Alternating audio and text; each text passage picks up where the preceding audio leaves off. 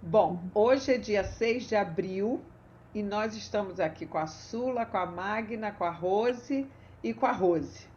E agora com a Rosângela. Então a gente tem a Sula lá no Paraná, temos a Rose e a Magna lá nos Estados Unidos e a Rosângela em Macaé e a Rose Araújo também nos Estados Unidos.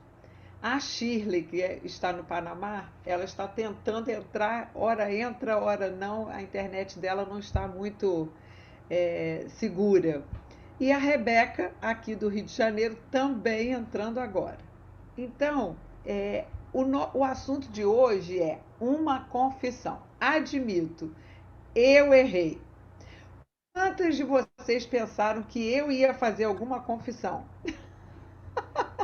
Não, Não pensou, Magna? não, não. Por que não? Porque você é professor, você joga a bola pra gente. Ah, não vale, essa aí me conhece. Ops. Tá certo, Magna. E você, Rose, quando você ouviu o tema, o que você pensou? Eu pensei em mim mesmo, falei assim, com relação às coisas do passado, Ah, sobre o que eu já fiz, assim, uma confissão, mas não só ficou assim mesmo, o que eu pensaria, o que eu confessaria, né, no caso hoje. Eu já vi assim, eu já entendi. pensei igual a Magna, porque ela sempre joga para nós, né? Então, deixa eu pensar em algo que ela vai perguntar. Pois é. Olha, a Rebeca está dizendo aqui que ela só está ouvindo e que ela não vai falar, mas ela está antenada. É, Quando eu pensei nesse tema, você sabe que uma coisa que me veio à cabeça é justamente assim: qual foi a última vez em que a gente disse isso para alguém? Tá certo, admito, o erro foi meu, fui eu que errei. Antes de ontem. É, Amém, Sula. O bom é isso, é essa sinceridade, viu? Com filho, a gente sempre tá pisando na bola e fala, filho, perdão, a mamãe errou. Então, mas olha aí, Sula, você falou do seu filho, né? Qual foi a vez que eu escutei da minha mãe e do meu pai, me desculpe, o erro foi meu? Deixa eu pensar aqui. Já Ah, pensei, pai e mãe não nunca, faz isso no nosso tempo, é difícil fazer isso. nunca. Com vocês Não. também, não? uh-uh. Então, nunca. E aí é que eu vejo que a gente veio de uma criação, de uma concepção de erro, de culpa, muito diferente da visão que a gente tem hoje, né? Uhum. Então, eu vou começar a compartilhar a tela aqui com vocês, para vocês entenderem um pouquinho do que eu estou falando. Deixa eu colocar aqui.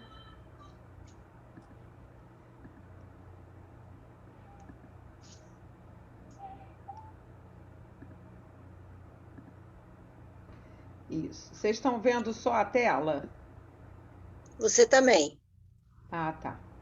Estão vendo uma confissão, admito, eu errei, né? Então tá. Uhum. Então vamos lá.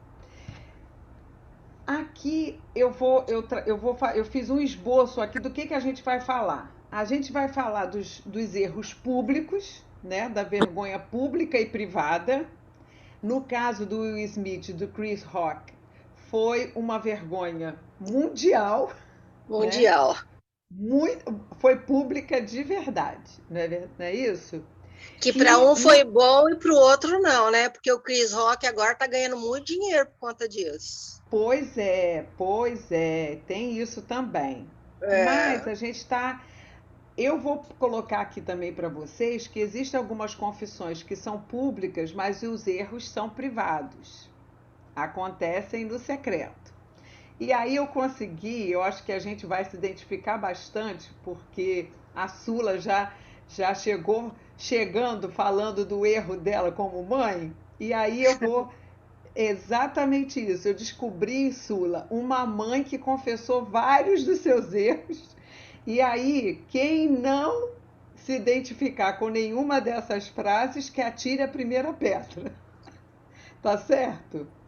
A terceira coisa que a gente vai falar é a nossa reação aos erros dos outros. Geralmente, nós julgamos, e aí, no nosso julgamento, ou a gente condena ou a gente absolve. Não é assim?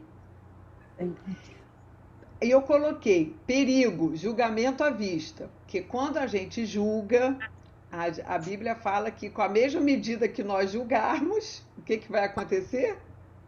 Seremos medidos. Exatamente. Nós também seremos julgados, né? Seremos medidos. E quais as reações que eu mesma, né, que nós mesmos temos aos nossos erros? Será que a gente se defende? Será que a gente se justifica? Foge? Esconde? Será que a gente usa isso? E a gente vai ver aqui alguns exemplos bíblicos que contrastam com as nossas atitudes e que também nos constrangem. E aí a gente vai falar, por último, sobre o lugar da graça no ministério de Jesus. E aí vamos passar aqui. Ué, o que houve? Por que não está indo? A gente só não julga, a gente julga e a gente condena, né? E já dá a sentença também, né? Exatamente. Olha só o que aconteceu. Alguns erros que se tornaram públicos. O erro do Will Smith e o Chris Rock. Os ministros de educação, que agora está uma vergonha, um negócio horroroso aqui no Brasil. Vocês que estão aí nos Estados Unidos, vocês estão vendo também, né? Que a gente acompanha daí, como eu acompanhava, né? O que acontece aqui, e agora envolvendo pastores, envolvendo propina, corrupção, então tudo isso veio à tona. Erro de político, que toda hora vem, né? Toda hora está na mídia, e alguns flagrantes, que são gravados e aí colocam as pessoas, né, numa situação muito complicada. Olha só qual foi as reações do Will Smith quando foi descoberto não, né? Depois que veio à tona, quando ele percebeu o que ele tinha feito. Ele colocou assim, vocês estão conseguindo ler?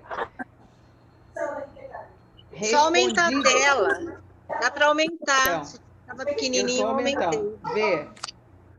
Melhorou?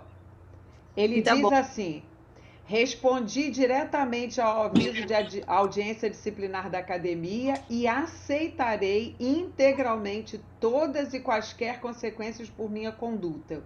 E aí ele faz uma autoavaliação do que ele fez. Minhas ações na apresentação do 94º Oscar foram chocantes, dolorosas e imperdoáveis. Isso foi o que ele disse. No dia seguinte da festa, ele se dirigiu por meio da mensagem lá no Instagram dele ao Chris Rock. Ele diz: eu gostaria de me desculpar publicamente com você, Chris. Eu estava fora de linha e estava errado. Estou envergonhado e minhas ações não foram indicativas do homem que eu quero ser. Não há lugar para violência em um mundo de amor e bondade. O que é interessante na palavra do Will Smith é o quê? É que ele assumiu o erro. Primeiro, porque ele não tem como negar, certo? Sim. Um erro gravado para todo mundo ver, literalmente o mundo todo, certo? E diante de um erro que foi descoberto, ele não passou panos quentes. Isso eu achei muito bom da parte dele. Ele assumiu e ele mesmo julgou a conduta dele como chocante, dolorosa e imperdoável. Certo? Ok. Mas não tem só isso, né? Não tem só o Will Smith, não tem só as coisas ruins, grandiosas. Vamos lá agora para as confissões de uma mãe. Essa não dá para aumentar tanto. Deixa eu tentar aumentar a tela, porque Esse daqui eu copiei e colei porque não tem como digitar. Já deixei meus filhos no celular mais tempo do que gostaria para tomar um banho sem grito e choro. Ó, é demais. Já deixei que eles comessem besteiras na hora do jantar só para que eu tivesse um pouco mais de tempo para preparar uma comida bacana.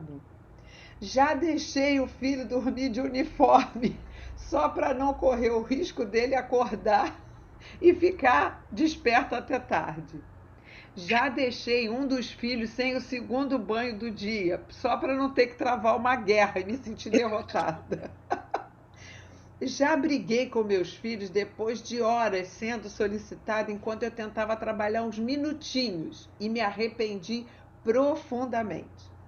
Já ofereci só purê no jantar porque não estava a fim de jogar todo o resto que seria recusado no lixo.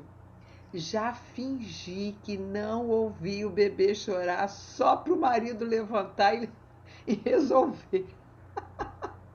Já deixei meu filho uma semana na casa da vovó para que eu pudesse dormir um pouquinho. Algumas são muito nossas, né? São muito da nossa realidade. Vamos lá. Outra. Já saí escondida para não ter que aguentar o choro enquanto eu tentava explicar que eu voltaria logo. Já mandei meu filho para a escola, mesmo quando ele raramente pediu para eu ficar em casa, só para eu poder ficar uns minutinhos em casa em silêncio. Já me tranquei no quarto e fiz de conta que não estava em casa, só para poder trabalhar. Nossa. Já passei o dia todo na rua, só para não ter que vivenciar uma rotina insana de uma casa com 4 crianças. Já saí para almoçar fora só para conseguir comer uma comida quentinha e sem bagunça na mesa. Já desmamei minha filha aos 11 meses porque eu estava enlouquecendo com a privação do sono. Já implorei a minha mãe para vir para minha casa várias vezes. Bom, essas são algumas confissões que esta mãe fez. Esta mãe teve coragem de fazer esta confissão. É claro que nem todas as confissões dela são as nossas, mas certamente são confissões de mãe. Alguma dúvida? Não. Nenhuma, né? Mas é só de uma mãe isso? É uma mãe só, ela falando só dela. É. Exatamente, parece ruim, essa mãe é péssima, né, Sula? De tudo isso, só teve 2 que eu fiz aqui, Ana. Olha aí o julgamento, mas vamos fazer. Então você vai fazer a sua listinha, dona Sula. Eu sou muito assim, de mãe. Até o meu marido briga comigo porque eu quero fazer tudo, entendeu? Entendi. Ele fala assim: deixa esse menino, ele não é mais criança, mas desde criança. Ele tem que fazer sozinho, ele tem que aprender, hein? E eu não, eu quero. Isso é coisa de mãe velha, tá? Que foi mãe velha. Pois é. Então, esse relato dela me chamou a atenção pelo fato dela admitir isso. É muito difícil dar esse passo, que a gente conversou antes. Admito, eu errei. Tem um livro chamado Se Eu Começasse Minha Família de Novo. Vocês já viram esse livro? É muito interessante. Então, é uma pessoa também, o autor do livro, ele não, é ela, é uma mulher também, não me lembro agora o nome dela. Ela faz várias confissões. E uma que me chamou a atenção, gente, eu usei, inclusive, muitas das minhas aulas lá no seminário, foi a confissão de um pastor, que eu vou ler só um trechinho dela agora. Ele disse assim, isso foi público, tá? Isso ele gravou e escreveu. Vou pedir licença para ler o sermão de hoje, porque não vou conseguir pregar apenas com um esboço ou de memória como faço normalmente. O que farei hoje não é o que faço normalmente. vou expor meus mais profundos sentimentos, coisa que nunca fiz antes em público, e levei 40 anos para admitir diante de pessoas a quem mais amava e diante de Deus. Você nem imagina o que eu estou sentindo agora, porque durante todos esses anos eu vesti um encouraçado para blindar meus sentimentos e emoções. Quero que vocês me ouçam com atenção. Não quero usar de autopiedade, que é um mecanismo que usava, pois era hipersensível às palavras e atitudes para comigo. Sabe por que me feriam? Porque todas elas tinham um fundo de verdade. Uso a metáfora do sequestro porque toda vez que você é levado ou se deixa levar para onde não quer, é uma forma de sequestro. Eu me deixei sequestrar e tornei-me um prisioneiro voluntário. Minha vida foi um cativeiro e eu coloquei 3 pessoas das mais preciosas para mim junto comigo. Minha esposa e 2 filhos. E depois, mais 3 se juntaram, minhas noras e meu neto. Eu conheci esse pastor, mas eu realmente o conheci, convivi com ele durante um tempo no seminário, antes de ler. Anos depois, quando eu estava como professora no seminário, que eu me deparei com esse texto, eu achei de uma coragem absurda ele escrever isso. Ele não escreveu só isso não, tá, gente?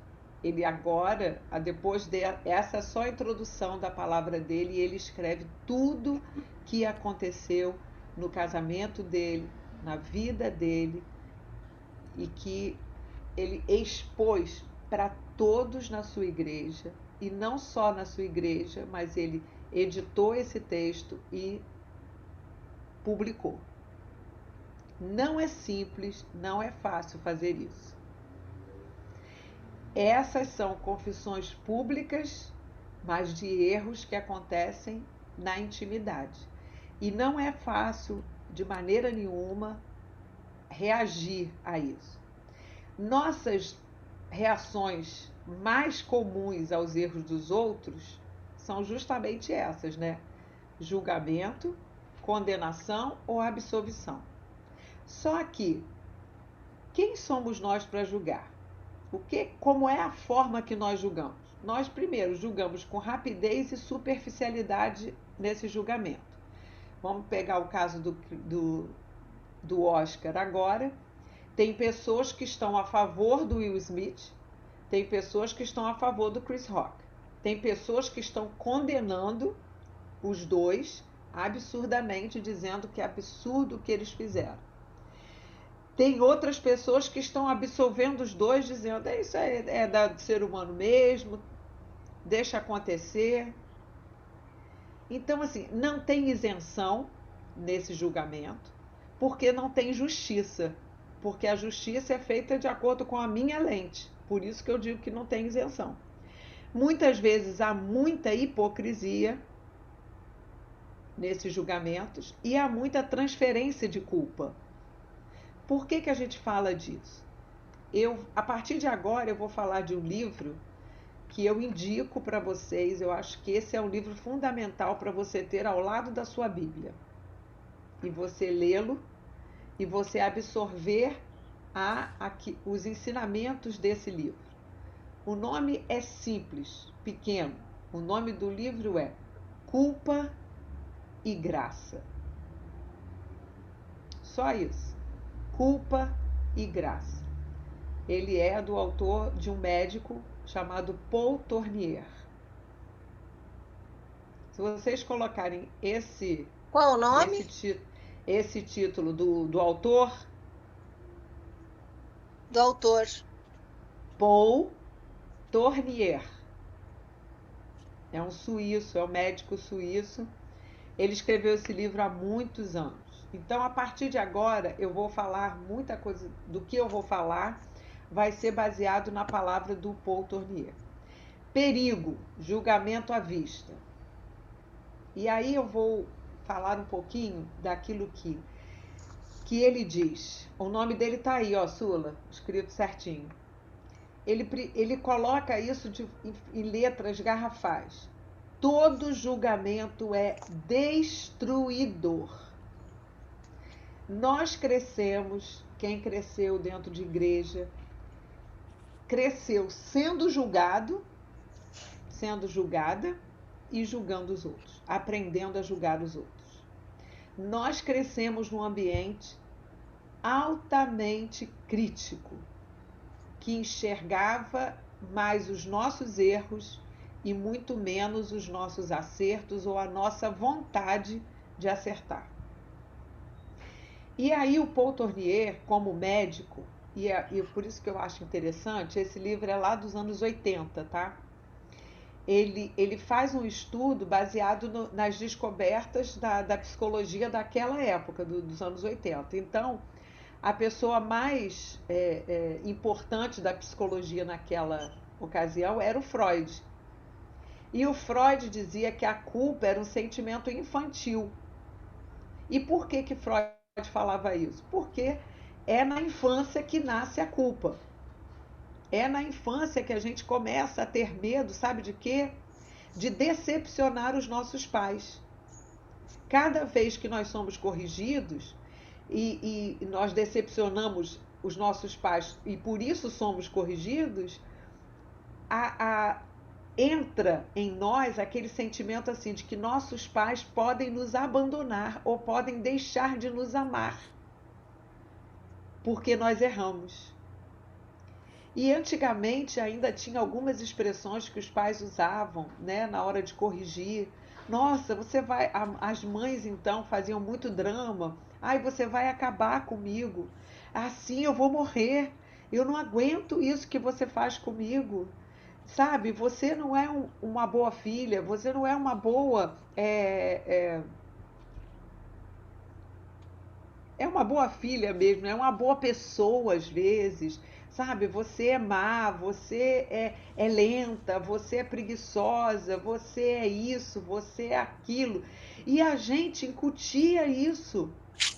E o que a gente fazia? A gente fazia de tudo para provar para os nossos pais que nós não éramos isso tudo que ele falava para a gente. Não é isso? Só que o Paul Tournier descobriu que ninguém, escutem isso, gente, ninguém é levado ao arrependimento sincero ao ser acusado e condenado. Sabe aquelas assembleias da igreja que a gente passava para excluir membros das igrejas? Eu até hoje lembro, na Central da Penha, né? A Rebeca está aqui, a Rebeca já foi da nossa igreja lá, mas logo no início do ministério que apareceu uma menina que havia transado com o namorado. E aí o pai dela e o outro irmão, o pai foi quem levou o assunto à igreja e um outro irmão da igreja, e mais dois, ele e mais dois homens da igreja queriam excluir a menina da igreja, porque esse era o procedimento padrão de toda a igreja que eu conhecia. A menina sempre era excluída, mesmo que não engravidasse. Se engravidasse era pior ainda, que aí tinha que excluir mais rápido, para não aparecer a barriga antes da exclusão. Entenderam? Para não parecer aos outros que na igreja podia fazer tudo de errado. E aí o que aconteceu? Esse pai e esses dois irmãos, eles estavam...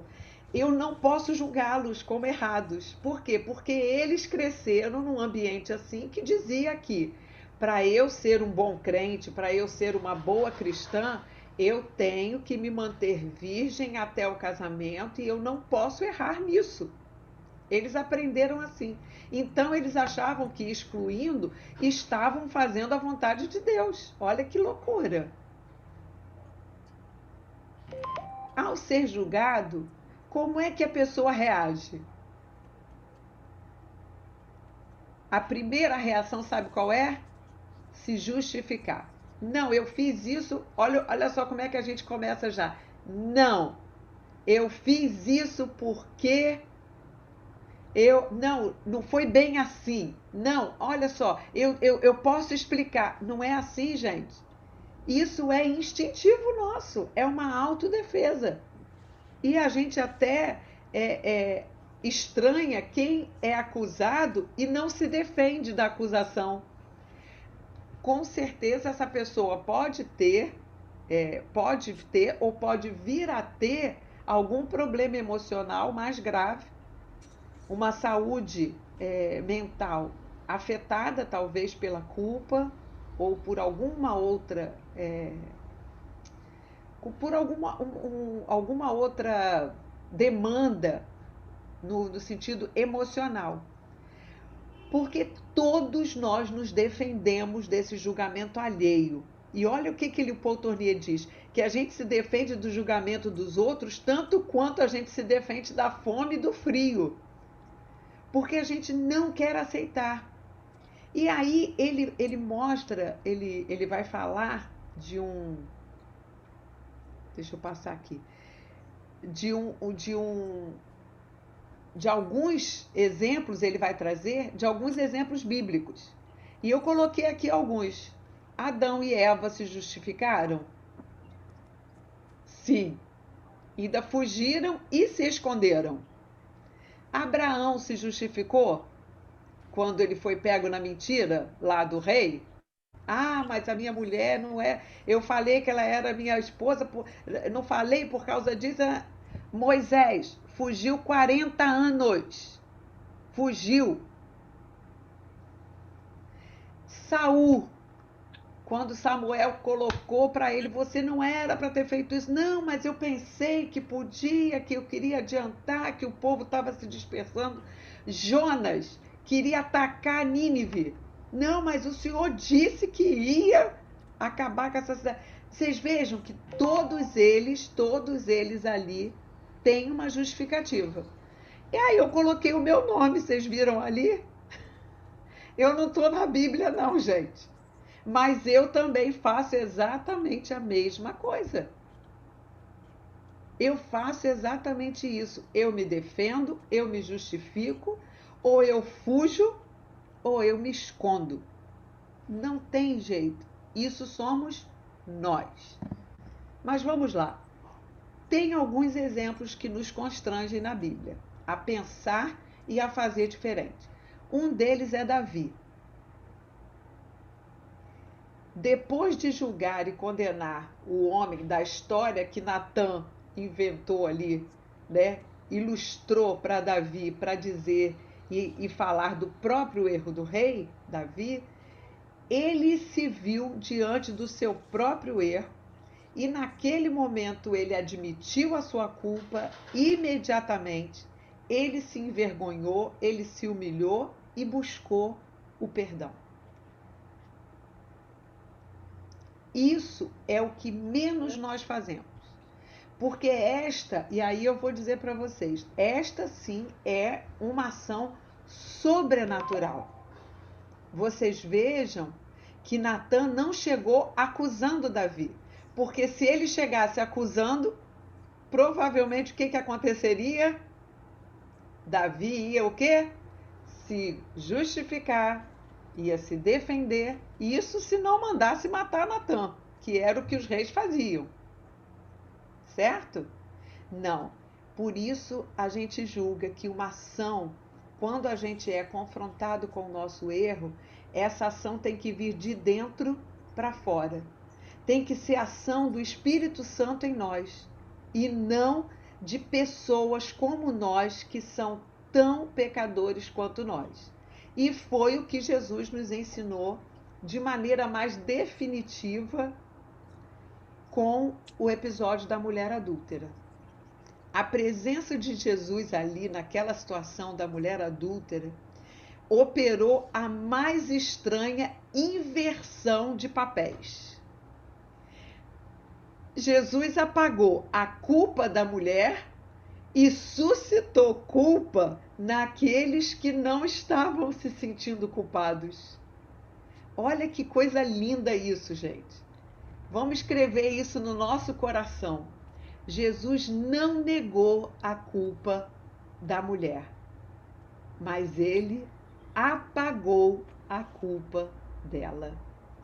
Isso faz toda diferença. Qual é, então, o lugar da graça com relação à culpa? E aí eu digo para você, Deus apaga, falando desse último episódio, a nossa culpa consciente, aquela culpa da qual nós temos consciência. O Paul Tournier fala dessa culpa, ele fala de uma falsa culpa ou de uma culpa infantil e fala de uma culpa que é verdadeira, que é adulta, é madura.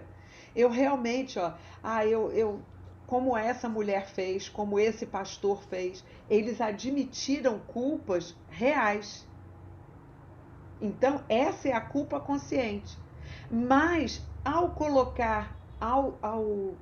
proferir essa culpa consciente, eu acabo atingindo aquelas outras pessoas que estão me ouvindo com aquela culpa que estava reprimida, estava escondida, estava colocada debaixo do meu tapete. Diante da admissão de culpas e erros, e mesmo se não houver admissão, o amor e o acolhimento é o que deve nos mover na direção do outro. Que no fundo, quem é o outro? Sou eu, é você. Somos nós. Não tem outra pessoa. Somos nós mesmos. Os erros são diferentes, mas os pecadores não. E ele fala uma coisa muito interessante, que ele diz que não há diante de Jesus duas categorias humanas, justos e pecadores. Só há pecadores.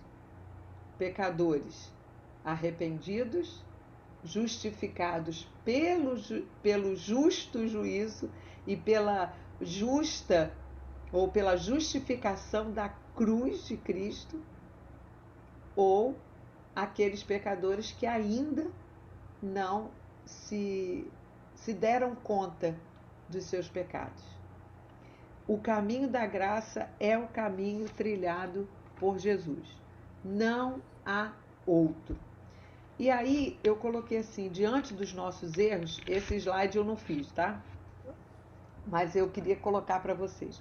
Diante dos nossos erros, nós temos dois caminhos ou alguns caminhos. Mas eu destaquei dois principais aqui, mais dentro da minha linha de pensamento. A gente pode se esconder ou a gente pode admitir que errou. A gente pode culpar os outros ou nos humilharmos e dizermos, fui eu. Diante dos nossos erros, a gente pode também se justificar ou se arrepender. Diante dos nossos erros, a gente pode ignorar, fingir que eles não existem, ou então a gente pode pedir perdão. Os resultados de uma atitude ou de outra são muito diferentes. O resultado de quem esconde, culpa os outros, se justifica, ignora, finge que não é consigo mesmo, isso vai dar vazão ao sentimento de culpa, a somatizações no próprio corpo, a doenças, raiva de nós mesmos, distanciamento de outras pessoas, vazios, desgosto, amarguras. Tudo isso a gente vai poder colher se a gente não admitir, se a gente não olhar para os nossos erros de maneira amorosa também. No entanto, o que Jesus propõe para a gente é que a gente admita que errou, que a gente se humilhe, que a gente se arrependa, que a gente peça perdão. E aí ele vai nos dar liberdade, alegria, oportunidade de recomeçar, perdão e consciência tranquila. E eu queria terminar colocando o lugar da graça no ministério de Jesus é justamente o que a gente mais teme sendo religiosos. A gente está falando aqui para mulheres que frequentam igreja, que estão aqui há muito tempo, né, ou pouco tempo. mas que estão acostumados aos jargões. E nós somos religiosos, sim. Por mais que a gente fuja desse título, ele diz assim, eu digo isso, né? Não ele. O que mais nós religiosos tememos é admitir que Deus prefere os pobres, os fracos, os desprezados, ou seja, os pecadores. Na hora da mulher adúltera ali, toda a multidão, toda, não eram só os fariseus. A multidão estava pronta para exercer a justiça que estava na lei. A lei dizia: apedreje a mulher que for pega em adultério. A nossa lei, às vezes, ela é mais forte dentro de nós e por isso nós somos chamados, às vezes, de falsos moralistas. Porque a gente, literalmente, a gente coa, como diz o ditado, a gente coa os mosquitos e engole um camelo. Olha que coisa interessante. Ao jovem rico que seguia todos esses mandamentos, sabe o que fala lá na passagem de Marcos, capítulo 10, versículo 21? Eu achei a coisa mais linda, gente. Jesus o amou.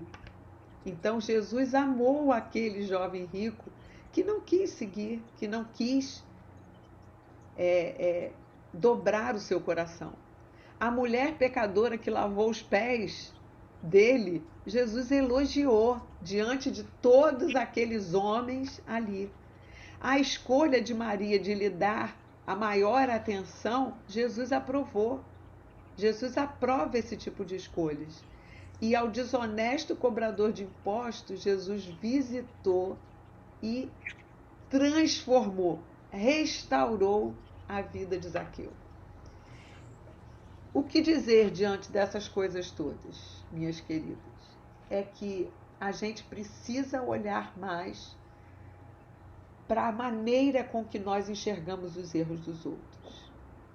E como agora a internet virou um grande tribunal, é assim que eu tenho visto, e realmente virou, né, se tornou um grande tribunal onde as pessoas são canceladas, onde as pessoas são julgadas, condenadas, e as pessoas não têm nem o direito de defesa.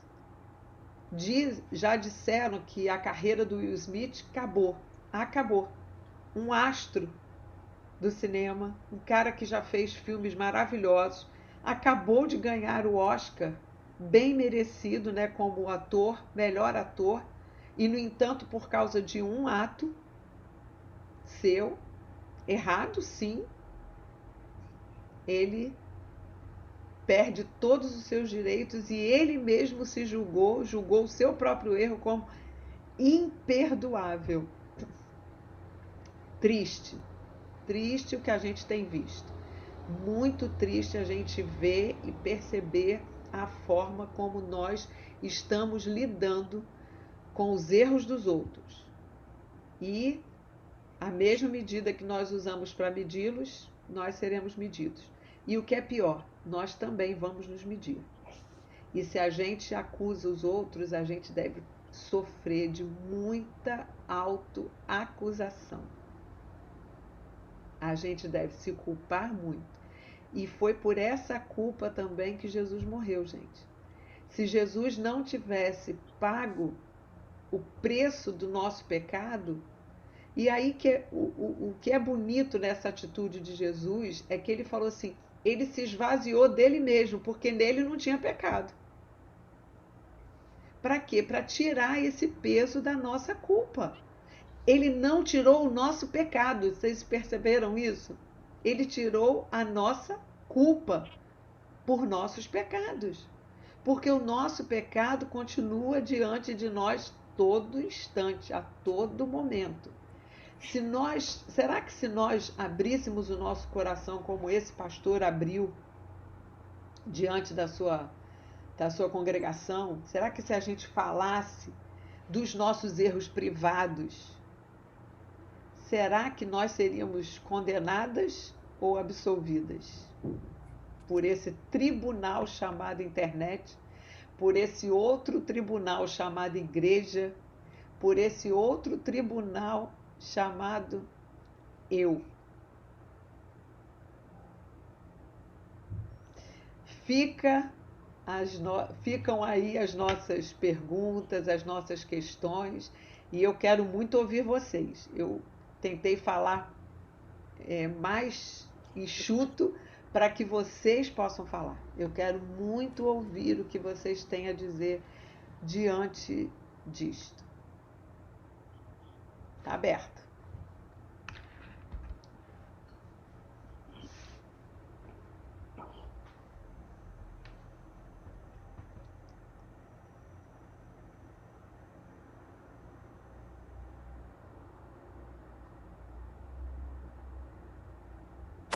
Eu acho que.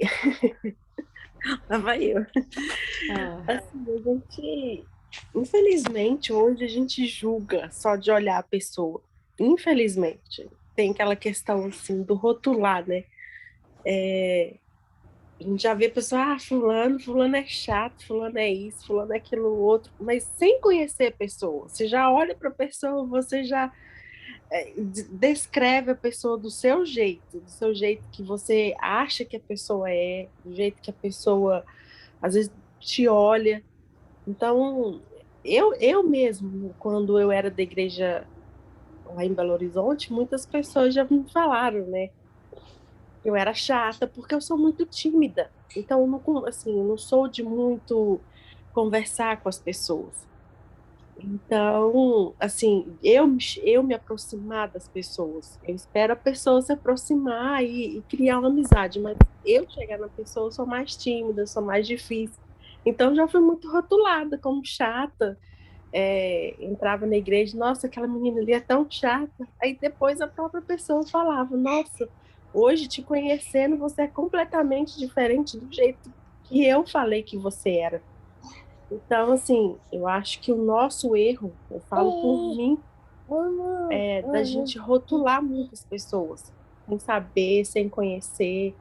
E essa palavra hoje veio de encontro, né, ao nosso coração para a gente abrir os nossos olhos quanto a isso. Porque o julgamento, ele está aí, né?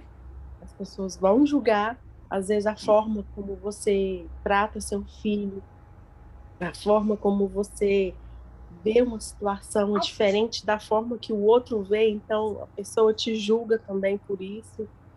Então, a gente tem que aprender a lidar com essa situação e quando for a hora, a gente sim, não digo se humilhar, mas confessar, falar, olha, me desculpa, eu errei, eu pensava isso de você, mas hoje eu te conheci, vejo que você é completamente diferente daquilo que eu pensei.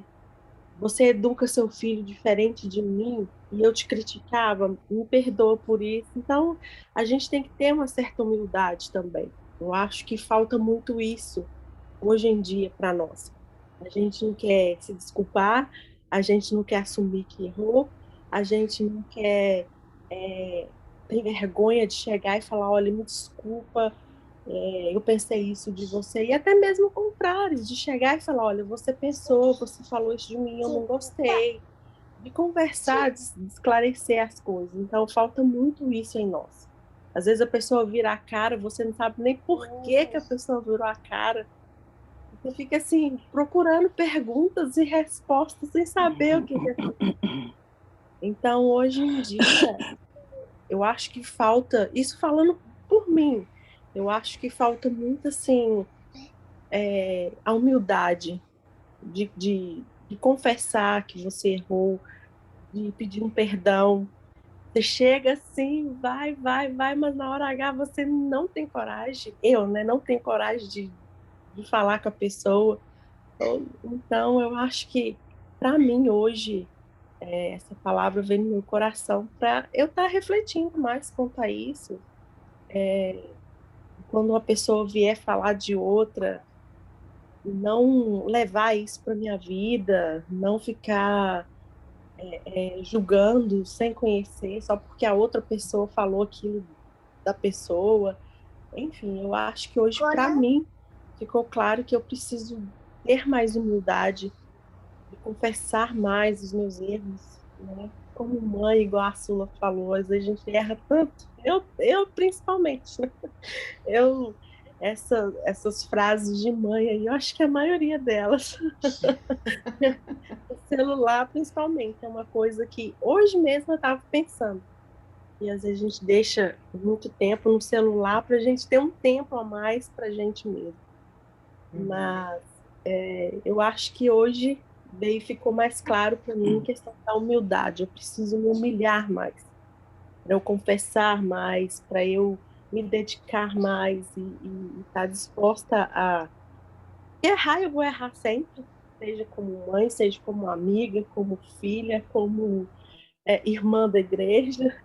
Vou errar todos os dias, mas que ao mesmo tempo que eu erre, eu também tenho a consciência e o pensamento de que eu preciso, né, me humilhar e me consertar, digamos assim, né? Acho que é isso. É que é difícil, né, Rose, a gente chegar e pedir perdão, não é Muito, verdade? É uma muito. coisa difícil. E quando você chega e faz isso, pede perdão e fala com outra pessoa, às vezes a outra pessoa fala assim: Nossa, o que é isso? Ela está me pedindo perdão? A outra pessoa, né? Às vezes ela mesma ela fala assim: Ué, que é isso? Essa menina é doida me pedindo perdão. Porque no nosso mundo de hoje é difícil isso, que nem a Ana colocou o Will Smith, que foi lá e pediu perdão. Digno, né?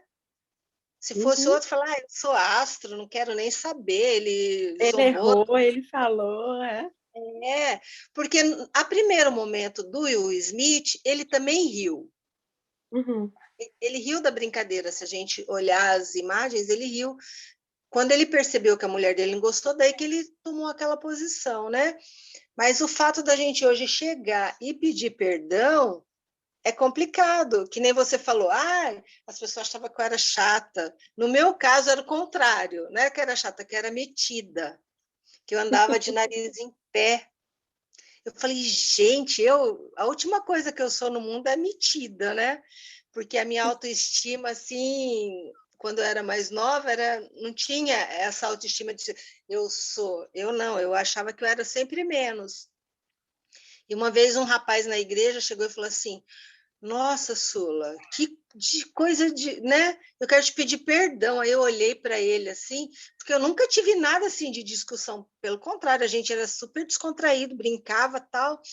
E ele falou: Eu te achava tão metida que você chegava na igreja, parecia que você estava com o nariz em pé. Eu falei: Gente, olha só, porque eu aprendi a andar, né? Reto. E isso, às vezes, para pessoas, você ter uma postura de andar, se comportar, é mitidez, e não é. E a gente mesmo, quando alguém vem te pedir perdão, você fala assim, nossa, mas pedir perdão por quê? Aí você ri, né? Fala assim, aí eu ainda brinco. Aí você me achava metida e eu não sou? Pelo contrário, agora você viu que eu sou, mas agora a gente é amigo, então vai ficar assim mesmo, né? Mas é uma situação muito, né? E a gente tem que pensar nisso, de julgar mesmo as pessoas, né? Eu tive muito já disso, que eu falei no começo, a gente julga e a gente já condena, a gente é advogado, juiz e tudo, né? Que a gente tem Com que certeza. E guarda precisa na prisão. já põe na prisão, Ana. Já fiz muito E, isso. e toma conta para a pessoa não sair.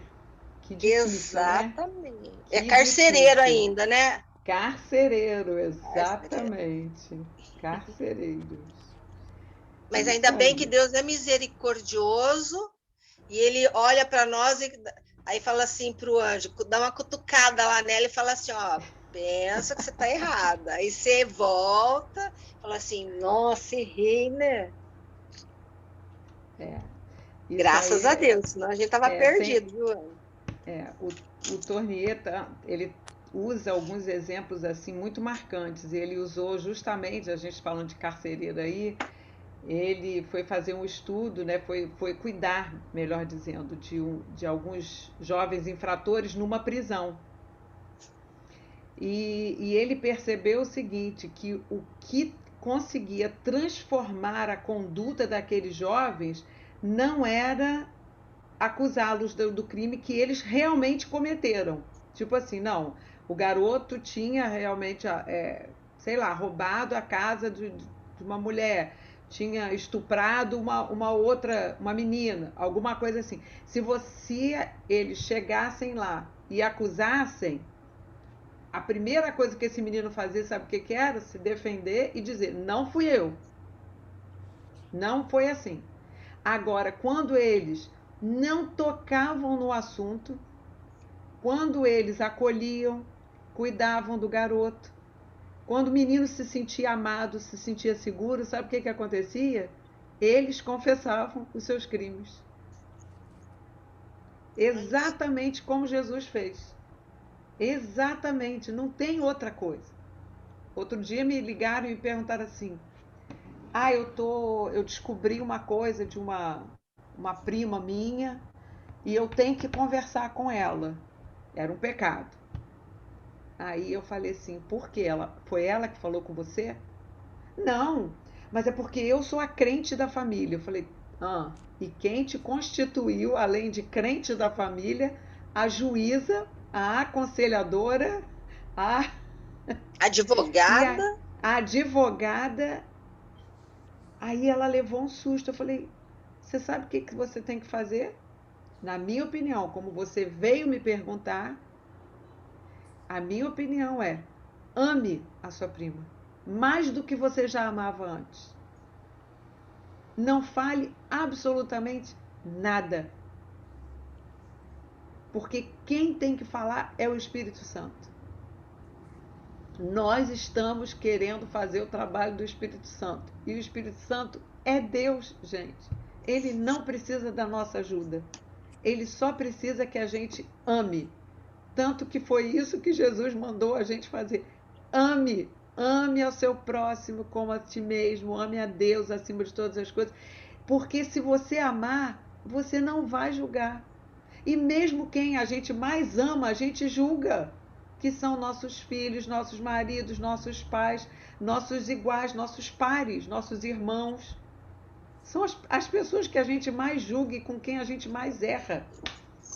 E com quem a gente menos diz: desculpe, o erro foi meu. É ou não é, gente? É verdade. Só falei. Esse é um assunto doloroso. É um assunto meio chatinho da gente lidar.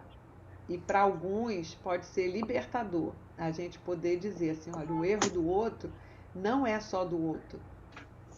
É aquilo que ele falou, Paul Tournier falou da culpa, das pessoas que estavam atirando as pedras na mulher adúltera.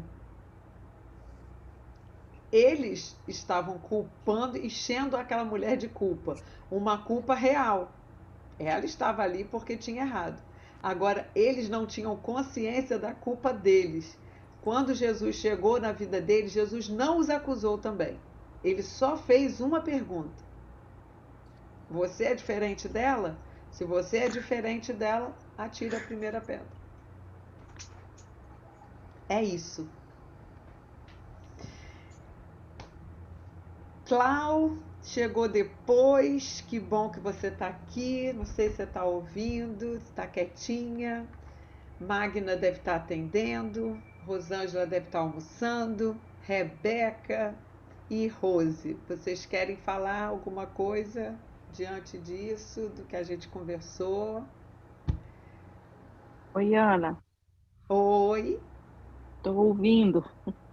Sim. Eu falando de mim mesma, eu sou mais religiosa do que eu penso que sou, do que eu quero admitir que eu sou.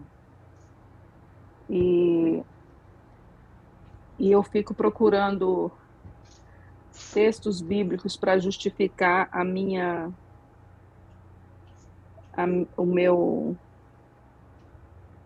justiça, sendo que o mandamento de Jesus é amar, né? Então, eu só quero dizer que eu preciso me cuidar nessa questão, né, de ser justa demais. E uma coisa que meu pai pregava, eu achava interessante. Ele falava que tem crente que quer ser santo demais. O crente que é santo demais é aquele que aponta o dedo, né?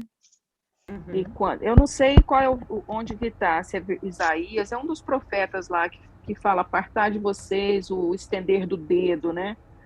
Então Sim. a gente tem é zeloso demais